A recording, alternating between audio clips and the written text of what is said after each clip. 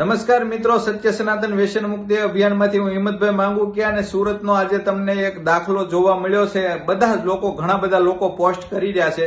મુકેશભાઈને ખૂબ ખૂબ અભિનંદન આપી રહ્યા છે કે એમણે પૈસા ભરેલી બેગ મળી, જેમાં નગદ રૂપિયા 4 લાખ રૂપિયા 500 ની નોટોના 8 બંડલ હતા એમને મળ્યા. તો એને એવો વિચાર ન આવ્યો કે હું ઘેરે લઈ જઈને મારા પૈસા કરી લઉં. પણ આ કરણની ભૂમિ છે ને, દાનવીર ભામાશાની ધરતી છે, કહેવાય છે ને, સુરતની ભૂમિ એટલે દાતારોની ભૂમિ છે.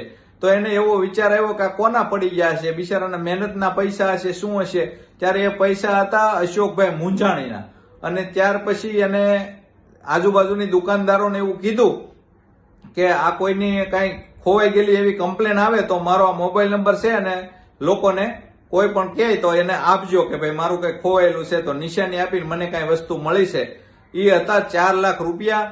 છતાં પણ એ માણસનું મન અચકાણું નથી અને જેના રૂપિયા હતા એને પરત આપ્યા છે. જે લોકોના રૂપિયા, જે ભાઈના હતા ને અશોકભાઈ મુંજાણીના, તેણે મહેનત મજૂરી કરી અને મકાન લેવા માટે પોતાની પત્નીના દાગીના ઘરેણા વેચી અને એ પૈસા લઈને જતા હતા અને કોઈ બાય મિસ્ટેક ભૂલના કારણે એ પૈસા પડી ગયા અને એ અમારે મુકેશભાઈને હાથ લાગ્યા તળાવિયાને. તો એને પ્રફુલભાઈ પાનસેરિયા જે શિક્ષણ મંત્રી છે એની હાજરીમાં આજે પરત કર્યા છે.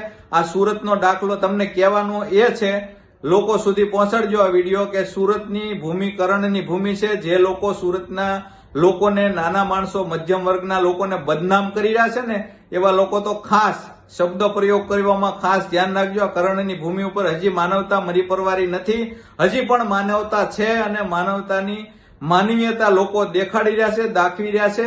અને એ તમે તમારી નજર સામેનો આ 27 તારીખનો દાખલો જોઈ શકો છો. અમારે મુકેશભાઈ તળાવીએ 4 લાખ રૂપિયા જેવી નગદ રાશિ અશોકભાઈ ને પોતાની રકમ પરત કરી છે અને આ એક માનવતાનું ઉદાહરણ પૂરું પાડ્યું છે. સુરતની વરાછાની આ ઘટના છે. તમને સારી લાગે તો લોકો સુધી પહોંચાડજો. અને જે લોકો નાના લોકો માટે શબ્દ પ્રયોગ જેવા તેવા કરતા હોય ને, એ લોકોને ખાસ આ ઘટનાથી થોડું જાગૃત થવાની જરૂર છે. સુરતની અંદર કોઈ પણ લોકો, મજૂર વર્ગ હોય, મધ્યમ વર્ગીય હોય, મજૂર કે ડાયમંડમાં કામ કરતા હોય કે કોઈ ઉદ્યોગપતિ હોય, એના માટે શબ્દ પ્રયોગ ક્યારેય અવળાહવળા ન કરવા.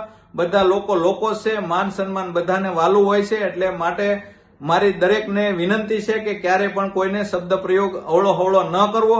અને આ દાખલો જોઈ શકીએ છીએ આપણે, આ સુરતની ઘટના છે. આવા દાખલા બહુ ઓછા બનતા હોય છે. અને આ મુકેશભાઈને પણ હું સત્ય સનાતન વ્યસન મુક્તિ અભિયાન તરફથી, એને હું પણ મારા તરફથી ખૂબ ખૂબ અભિનંદન આપું છું કે તમે આ માનવતાનું ઉદાહરણ પૂરું પાડ્યું છે. ઓકે, અસ્તુ, ધન્યવાદ.